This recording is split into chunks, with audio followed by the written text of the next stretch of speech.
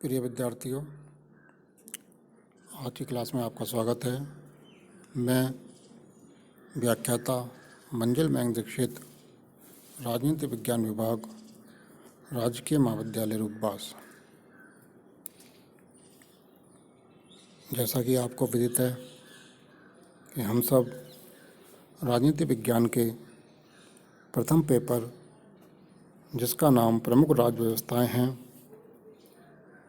का अध्ययन कर रहे हैं और उसके अंतर्गत हम ब्रिटेन के संविधान या ब्रिटेन की शासन व्यवस्था का अध्ययन कर रहे हैं, जिसके अंतर्गत हमने कल ब्रिटिश सम्राट एवं राजमुकुट के बारे में अध्ययन किया था और समझने का प्रयास किया था कि ब्रिटिश सम्राट और राजमुकुट में क्या अंतर है।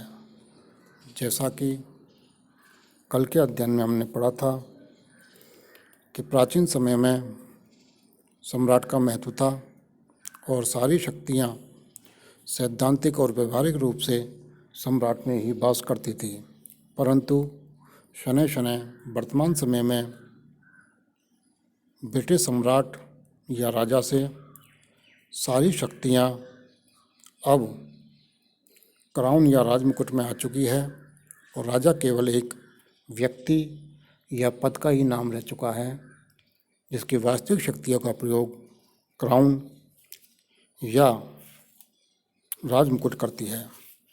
राजमुकुट के अंतर्गत राजा या सम्राट, मंत्रिपरिषद और संसद आती है तथा सम्राट तथा राजमुकुट में अंतर पड़ते हुए हमने पढ़ा था कि राजमुकुट एक संस्था है, राजा एक व्यक्ति है। राजा नश्वर भी है और एक राजा के बाद दूसरा राजा आता रहता है, लेकिन संस्था, जिसे हम क्राउन कहते हैं, वह हमेशा बनी हुई रहती है। अर्थात जो सारी शक्तियां हैं उसका व्यवहारिक रूप से प्रयोग यही संस्था, जिसे हम क्राउन या राजमुकुट कहते हैं, करती है। साथ में हमने पढ़ा था कि राजा मूर्तिमान है और राजमुकुट अमूर्त है, यानी राजा एक शरीरधारी व्यक्ति है और राजमुकुट एक अमूर्त संस्था या विचार है। हमने पढ़ा था राजा राजमुकुट का ही एक अंग है, अर्थात राजा अब राजमुकुट के अंतर्गत ही आता है और राजा की सारी शक्तियों का प्रयोग राजमुकुट ही करता है। इसके अतिरिक्त राजमुकुट के पास विशाल शक्तियां हैं और राजा केवल एक रश्मि प्रधान के रूप में ही कार्य करता है। इसके अतिरिक्त हमने पढ़ा था राजमुकुट के कार्यों के लिए राजनीतिक दृष्टि से मंत्रिपरिषद उत्तरदायी है, राजा उत्तरदायी नहीं है। और अंतिम अंतर हमने पढ़ा था सम्राट व्यक्तिगत है और राजमुकुट सामूहिक है।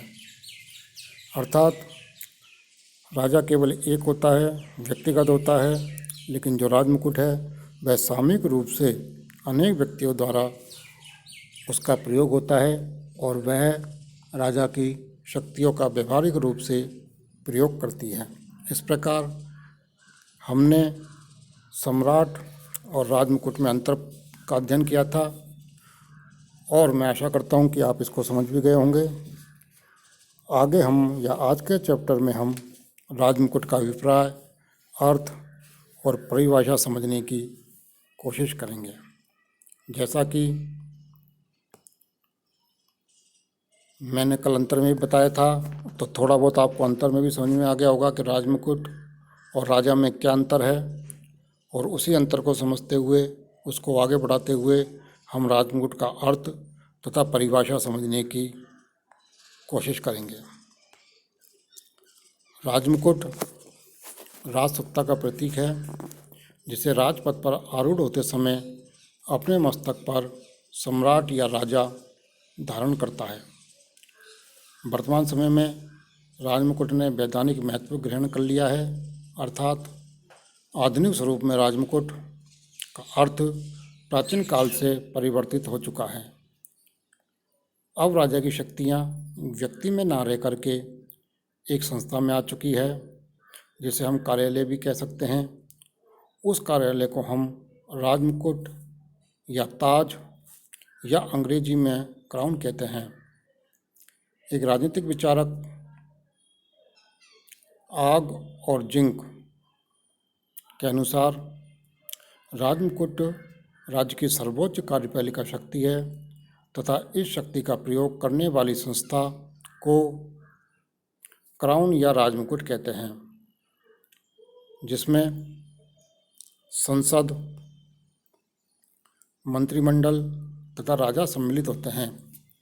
इस प्रकार हम कह सकते हैं कि राजा की शक्तियाँ व्यक्ति से निकलकर अब उसके कार्यालय या संस्था में आ चुकी है, जिसे हम क्राउन या राजमुकुट कहते हैं।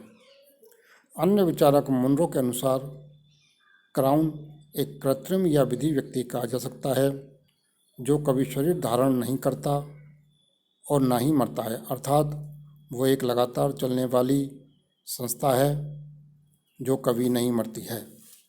और राजा हमेशा मर करके और दूसरा भी आ जाता है। तो इस प्रकार जो राजमुकुट है वह एक संस्था है जो नश्वर है और राजा की शक्तियों का प्रयोग करती है। संक्षेप में, राजमुकुट सर्वोच्च कार्यपालिका तथा नीति निर्माण की वह संस्था है जिसमें राजा, मंत्री तथा संसद का मिश्रण होता है। राजमुकुट वह संस्था है जिसमें शनै शनै सम्राट की समस्त शक्तियाँ तथा सम्राट के विशेष अधिकारों का हस्तांतरण हो चुका है। तो निष्कर्ष रूप में हम कह सकते हैं कि राजमुकुट राजसत्ता का प्रतीक है, जिसे राजा जब पद ग्रहण करता है तो उसे अपने मस्तक पर धारण करता है। लेकिन आधुनिक रूप में उन शक्तियों का प्रयोग राजा ने करके एक संस्था करती है, जिसके अंतर्गत राजा, मंत्रिमंडल और संसद निवास करती है और उन तीनों के मिश्रण से एक राजमुकुट नाम की संस्था बनती है, जिसका कार्य राज्य की नीतिगत और विधि निर्माण होता है। इस प्रकार अब राजा की शक्तियाँ व्यक्ति से निकलकर कार्यालय में आ चुकी हैं।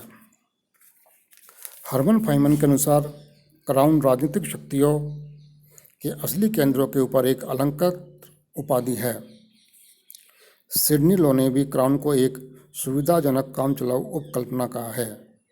वेड और फिलिप्स के शब्दों में क्राउन शब्द से शासन की शक्तियों के कुल योग का बोध होता है और ये कार्यपालिका का पर्यायवाची है। निष्कर्ष रूप में हम कह सकते हैं कि सम्राट और राजमुकुट में अंतर है और राजमुकुट के अंतर्गत ही सम्राट, कार्यपालिका और संसद आती है। इस प्रकार राजमुकुट एक सर्वोच्च शक्ति है जो राज्य की कार्यपालिका के रूप में या कानून निर्माण करने वाली संस्था और नीति निर्माण करने वाली संस्था के रूप में कार्य करती है। अब मैं आपको एक डायग्राम के रूप में समझाता हूँ कि राजमुकुट किसे कहते हैं। तो यह वो डायग्राम है जिसके अंतर्गत हम समझ सकते हैं कि नीचे राजमुकुट लिखा हुआ है या बीच में राजमुकुट है और इसके अंतर्गत राजा, संसद और मंत्री परिषद, ये तीनों इसके अंतर्गत सम्मिलित हैं। इस प्रकार से राजमुकुट एक शक्तिशाली केंद्र होता है या संस्था होती है जिसका कार्य राज्य के लिए कानून निर्माण या विधि निर्माण या नीति निर्माण होता है। अब या आधुनिक समय में, वर्तमान समय में इंग्लैंड में राजा से ज़्यादा राजमुकुट का महत्व होता है और राजमुकुट ही राजा की सारी वास्तविक शक्तियों का प्रयोग करता है। राजा अब केवल एक मोहर या एक अलंकृत उपाधि के अलावा कुछ नहीं है। वह मंत्रिमंडल, राजा और संसद से बनी हुई संस्था राजमुकुट द्वारा किए गए कार्यों का ही आगे जा कर के उसे कानून के रूप में घोषित करता है। तो इस प्रकार हमने राजमुकुट का अर्थ तथा परिभाषा समझने का प्रयास किया है और आशा करता हूँ कि यह आपके समझ में भी आया होगा। और अब हम राजमुकुट की शक्तियाँ व कार्य के बारे में संक्षिप्त रूप से पढ़ेंगे कि राजमुकुट की शक्तियाँ और कार्य क्या हैं। इसका विस्तृत विवेचन हम कल के टॉपिक में करेंगे, लेकिन आज हम इसका संक्षिप्त विवरण नहीं कर पाएंगे। राजमुकुट की शक्तियों के स्रोत 2 स्रोत हैं, परमाधिकार तथा संविधि, जिसका वर्णन हम कल करेंगे। राजमुकुट की शक्तियाँ ये 4 प्रकार की हैं।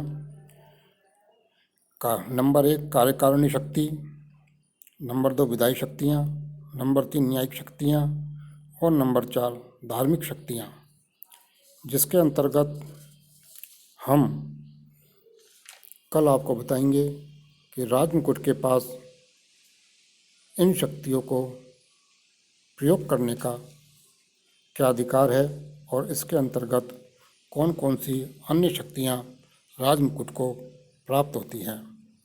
तो आज के चैप्टर में हमने राजमुकुट का अभिप्राय, अर्थ और परिभाषा का अध्ययन किया और समझने की कोशिश की कि राजमुकुट से क्या अभिप्राय है और राजा और राजमुकुट में क्या अंतर है। राजमुकुट राजसत्ता का प्रतीक है और राजमुकुट ने वैधानिक महत्व ग्रहण कर लिया है। इस प्रकार हम कह सकते हैं कि राजमुकुट राजा, संसद और मंत्री परिषद से बनी हुई एक संस्था है, जो एक कृत्रिम संस्था है और ये हमेशा स्थायी रहने वाली संस्था है। राजा बदलते रहते हैं, व्यक्ति के रूप में बदलते रहते हैं, राजा नश्वर है, जबकि ये संस्था स्थायी और अनश्वर है। इस प्रकार आज के टॉपिक में हमने राजमुकुट का अर्थ तथा परिभाषा का अध्ययन किया। कल के टॉपिक में हम राजमुकुट की शक्तियाँ और विभिन्न कार्यों का वर्णन करेंगे। धन्यवाद।